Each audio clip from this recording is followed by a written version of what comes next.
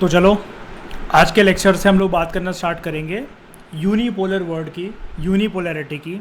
यानी कि unipolarity symbolize करता है वर्ल्ड में यूएसए की हेजेमनी को। सबसे पहले हम लोगों ने जो अपनी कहानी स्टार्ट करी थी, अगर मैं थोड़ा सा आपको बैकग्राउंड में लेकर जाऊं, हमने देखा था वर्ल्ड का एक टाइम पीरियड चल रहा था जिसको हम लोग बोलते हैं कोल्ड वॉर।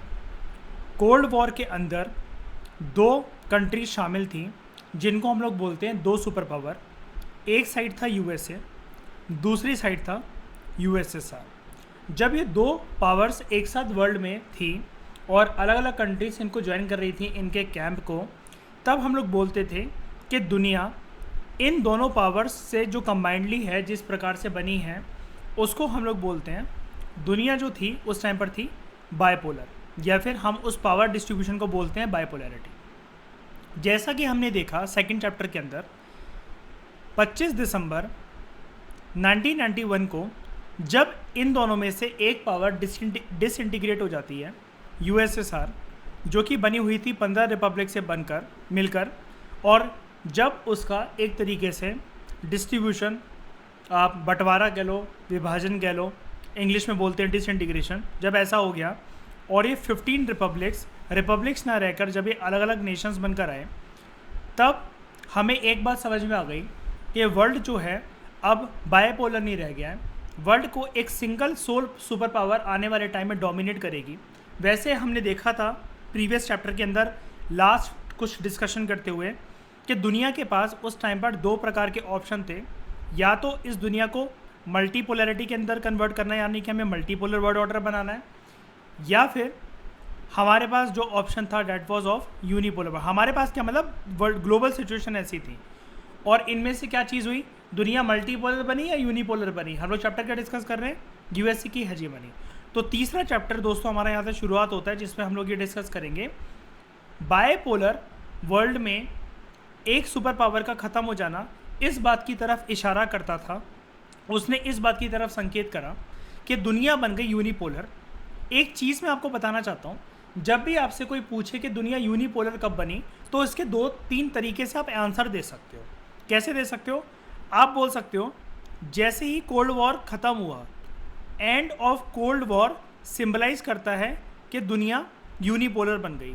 आप एग्जैक्ट किसी को डेट भी बता सकते हो कि 25 दिसंबर 1991 को दुनिया यूनिपोलर बन गई, या फिर आप तीसरा वर्ड इस्तेमाल कर सकते हो, यूएसएसआर का डिसइंटीग्रेशन होना सिंबलाइज करता है कि दुनिया यूनिपोलर बन गई।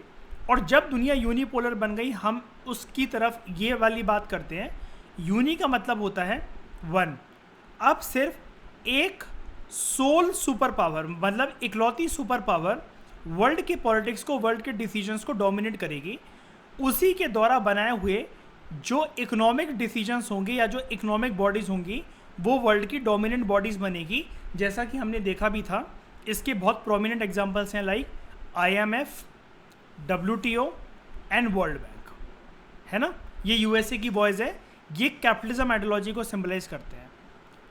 इसी चैप्टर में आप इसकी भी झलक पाओगे। यूएसएसआर का डिसइंटीग्रेट होना और यूएसए का जीतना इस बात की तरफ इशारा करता है कि वर्ल्ड के अंदर अल्टीमेटली ये जो आइडियोलॉजी थी कैपिटलिज्म और लिबरल डेमोक्रेसी, इसकी जीत हुई, और सोशलिज्म और कम्युनिज्म आइडियोलॉजी जो थी वो हार गई।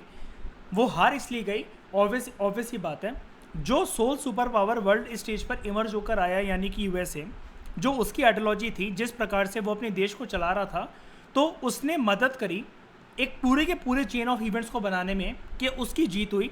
और यूएसएसआर जिस प्रकार से क्लेम कर रहा था कि सोशलिज्म और कम्युनिज्म एक विनिंग आइडियोलॉजी है, कंट्री को हमेशा प्रोग्रेस करवाने में हेल्प करते हैं, वर्ल्ड को ये समझ में आ गया कि जब तुम्हारी ही कंट्री डिसइंटीग्रेट हो गई तो तुम दुनिया को क्या दिशा दिखाओगे। इसी के साथ साथ हमने ये भी देखा था कि यूएसएसआर के इंस्टीट्यूशंस और उसके जो पैक्ट्स थे या फिर अलायंस सिस्टम था उसका, वार्सो पैक्ट, वो डिसइंटीग्रेट हो गया।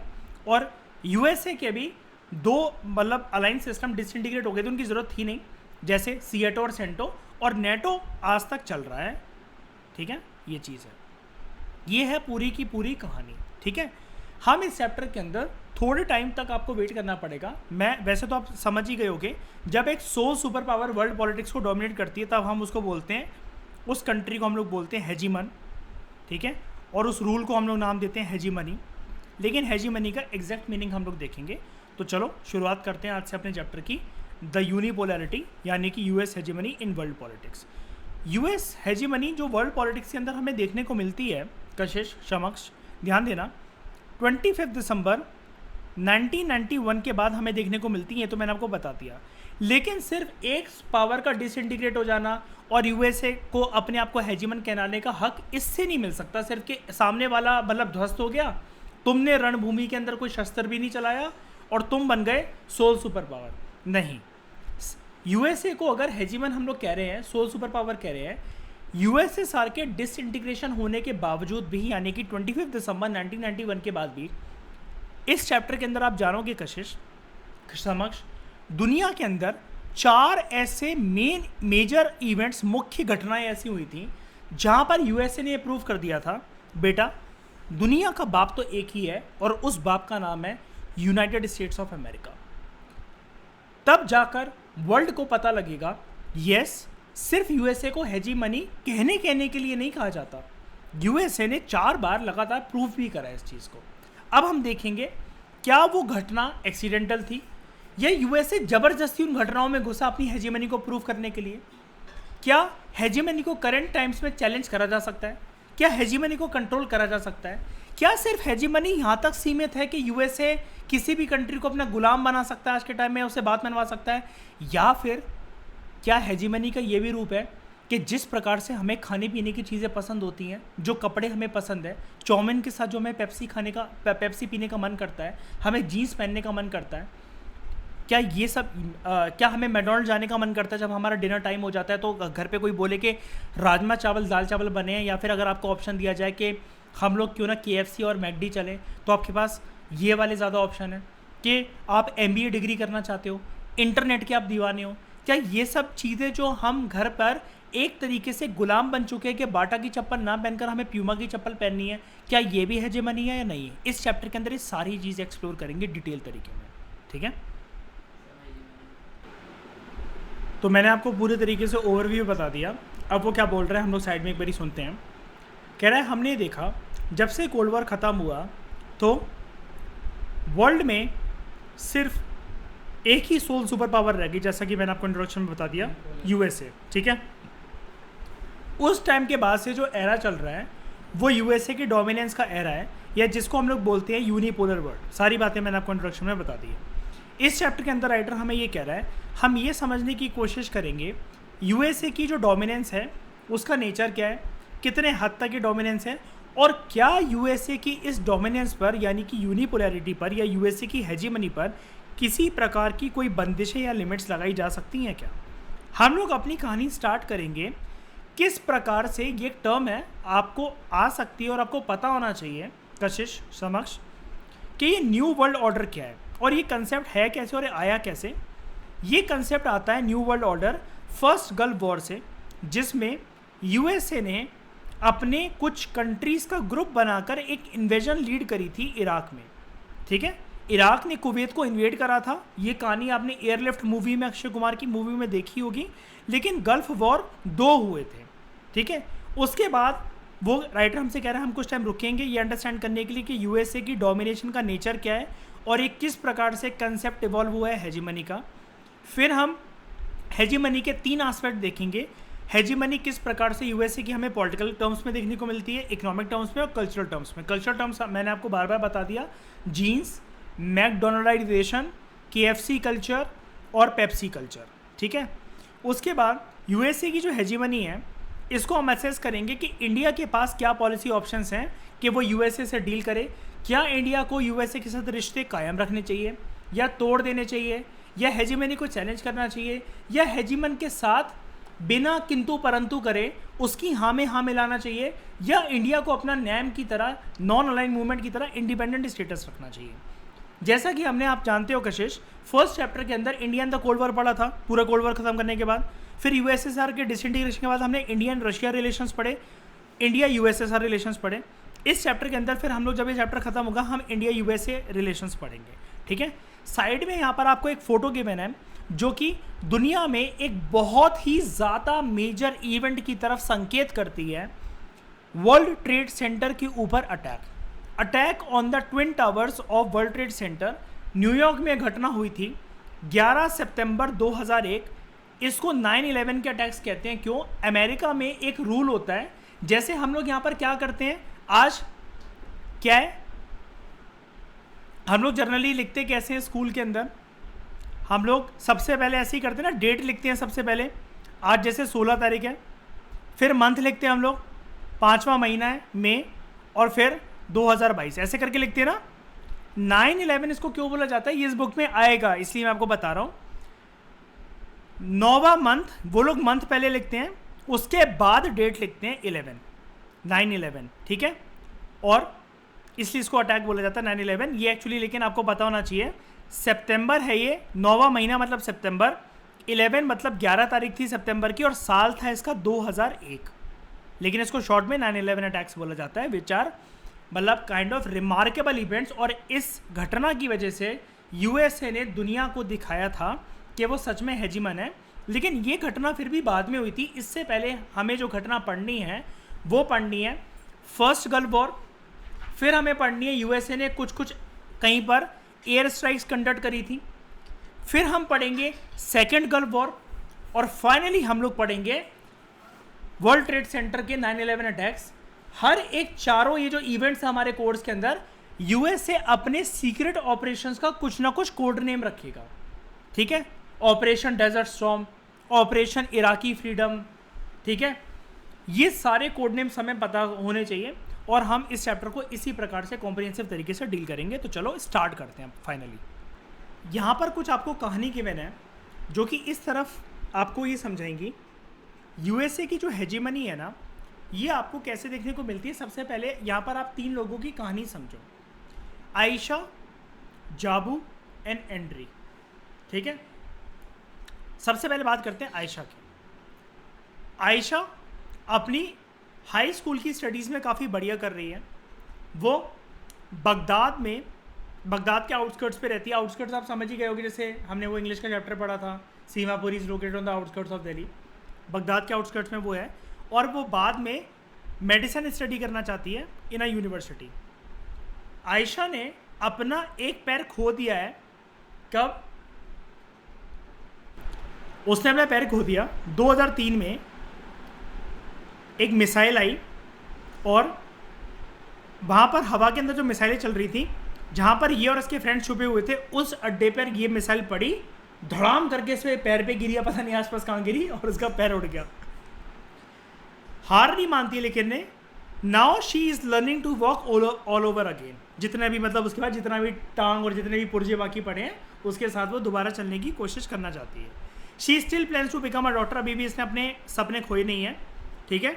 But only after the foreign आर्मीज leave her country. मतलब अभी इसकी कंट्री में फॉरेन आर्मीज का कब्जा है। जब वो छोड़कर जाएंगे तो she is ready to plan के अपनी लाइफ में अपनी जर्नी को कंटिन्यू करें। अभी फॉरेन आर्मी किस प्रकार से, आपने द लास्ट लेसन सुना होगा ना इंग्लिश का चैप्टर, वहाँ पर फ्रांस के उसमें वो जर्मन फोर्सेस नहीं आ जाती हैं, वो फॉरेन आर्मीज वगैरह। तो यही चीज़ है, वो प्रूशियन सोल्जर्स जो होते हैं उसमें दिखाया हुआ है चैप्टर के अंदर, बस इसी तरीके से। सेकंड स्टोरी, ये स्टोरी किस तरफ इशारा कर रही है अभी हम समझेंगे इनको, लेकिन पहली स्टोरी आप समझ गए, ठीक है। कि एक भाई, एक एयर मिसाइल हुई, बंदी ने अपने टांग खो दी एक, ठीक है। दूसरा जाबू एक टैलेंटेड यंग आर्टिस्ट है जो कि साउथ अफ्रीका में डरबन में रहता है। उसकी जो पेंटिंग्स हैं वो बनाता है काफ़ी ज़्यादा इन्फ्लुएंस होकर ट्रेडिशनल ट्राइबल आर्ट फॉर्म से। He wants to go to art school और बाद में अपना स्टूडियो ओपन करना चाहता है। हाउएवर उसके जो फादर हैं उसको ये बोलते हैं, his father wants him to study for MBA। अब ये याद रखना, इस चैप्टर के अंदर हमारा ये आएगा economic hegemony of USA, MBA की डिग्री इंट्रोड्यूस करके, ठीक है। MBA, और वो चाहता है कि MBA करने के बाद उसका बेटा जब MBA कर आए अच्छे से और फैमिली बिजनेस को ज्वाइन कर ले। बिजनेस उनका क्योंकि अच्छा नहीं चल रहा है। जाबू के जो फादर हैं वो ये मानते हैं कि MBA की डिग्री के साथ जाबू अपने आप को, अपनी फैमिली को और फैमिली के बिजनेस को काफ़ी ज़्यादा प्रॉफिटेबल बना पाएगा, ठीक है। तो आपने क्या देखा, फॉरेन आर्मीज हैं पहले वाले केस के अंदर, दूसरे के अंदर MBA डिग्री की बात हुई है। तीसरा केस देख लेते एंड्री का। एंड्री एक यंग मैन है जो कि ऑस्ट्रेलिया के शहर पर्थ में रहता है। इसके जो पेरेंट्स हैं ये रशिया के इमिग्रेंट्स हैं, यानी कि वो मूल निवासी रशिया के थे लेकिन वो ऑस्ट्रेलिया में आकर रहने लग गए हैं। इसकी मम्मी काफ़ी ज़्यादा नाराज़ हो जाती है जब भी वो देखती है कि एंड्री अपनी ब्लू जीन्स पहनकर चर्च की तरफ निकल पड़ता है। वो अब यहाँ पर आप देख रहे हो gene culture, again cultural hegemony of USA. पहले के अंदर क्या था, पॉलिटिकल मिसाइल वाली बात हुई है, ठीक है, कि यूएसए ने अपनी मिसाइल कहीं पर छोड़ी और बेजुबान इंसानों की, जिन्होंने कुछ करा भी नहीं है, छुप कर बैठे हुए हैं, टांग पे मिसाइल पड़ी, टांग यहाँ पर इंसान वहाँ पर, ठीक है, सबने चूर चूर कर दिए यूएसए की एक मिसाइल ने। ना लेना एक ना देना दो। दूसरा इकोनॉमिक हेजीमनी, यूएसए ये चाहता है कि सब लोग एमबीए की डिग्री करें। तीसरा ये जीन्स के लिए हमारी जो फेमिलियरिटी है वो एक कल्चरल हेजीमनी का पार्ट है। She wants him to look respectable in church, इसलिए वो चाहती हैं कि वो कोट पैंट पहन के जाए, ना कि जीन्स पहन के। एंड्री लेकिन अपनी मम्मी को बोलता है, क्या मम्मी ये कूल लगती हैं काफ़ी ज़्यादा, पहनने दो मुझे। और वो ये बोलता है कि ये उसे ऐसा एहसास दिलाती हैं जीन्स पहनना, it is a kind of sense of freedom. Entry के जो फादर हैं वो अपनी वाइफ को ये याद दिलाते हैं how they use to wear jeans जब वो यंगस्टर्स थे, रशिया के शहर लेनिनग्राड में जब वो रहते थे। एंड फॉर सम रीज़न उसके बेटे ने भी ये आदत अडॉप्ट कर ली है, हमें भी तो कूल रखती थी, तो तुम मुझसे क्यों रोक रही हो। Andre has had an argument with his mother, उसकी मतलब काफ़ी मुँह ज़ुबानी वो होती है। जो जाबू, जो हमने सेकंड वो पढ़ा था, जाबू में भी force to study a subject जिसमें उसका कोई इंटरेस्ट नहीं है। और आयशा ने तो अपना पैर खो ही दिया है, लेकिन लकी है वो अभी भी अलाइव है। अब हम ये सारी प्रॉब्लम्स क्यों डिस्कस कर रहे हैं, ठीक है, हम इस चैप्टर में ये देखेंगे ये जो 3 अलग अलग प्रकार से हमें जो कहानियाँ बता रखी हैं, ये कहीं ना कहीं यूएसए की हेजीमनी से अफेक्टेड है। ये सारे के सारे लोग, आयशा यूएसए की पॉलिटिकल हेजीमनी का रिजल्ट है, जाबू जिसको फोर्स एमबीए डिग्री करवाई जा रही है यूएसए की इकोनॉमिक हेजीमनी, एंड्री यूएसए की कल्चरल हेजीमनी। लेकिन सबसे पहले हम अपनी कहानी स्टार्ट करेंगे यूएसए की हेजीमनी को समझ कर आई का से, लेकिन हेजीमनी की डेफिनेशन को एकदम से जंप नहीं करेंगे, पहले हम इसका बैकग्राउंड देखेंगे, ये इवेंट शुरू कहाँ से होता है। तो हम लोग सबसे पहले एक पॉपुलर वर्ड देखेंगे, अमेरिका। अमेरिका का मतलब होता है यूनाइटेड स्टेट्स ऑफ अमेरिका। कितनी स्टेट्स हैं यूएसए में, हाउ मेनी स्टेट्स, कितनी है कशिश, एनी आइडिया, रैंडम गैस कर लो। 50.50, ठीक है। But it may be useful to remind ourselves कि जो एक्सप्रेशन है अमेरिका वो दोनों पार्ट को कवर करता है, नॉर्थ अमेरिका भी, साउथ अमेरिका भी, और USA is one of the countries of the American continent, है ना। तो हम लोग यहाँ पर जो वर्ड बोल रहे हैं वो याद रखना, वो राइटर हमें साफ तरीके से बता रहा है, the word America in this chapter is use solely for the USA, और ये यूएसए की हेजीमनी का साइन है। क्या है, कैसे वर्क करता है, कल की क्लास में हम लोग जानेंगे। सबसे पहले beginning of new world order, ये न्यू वर्ल्ड ऑर्डर की शुरुआत होती कहाँ से और ये कंसेप्ट होता क्या है न्यू वर्ल्ड ऑर्डर, ठीक है। Thank you very much for discussion.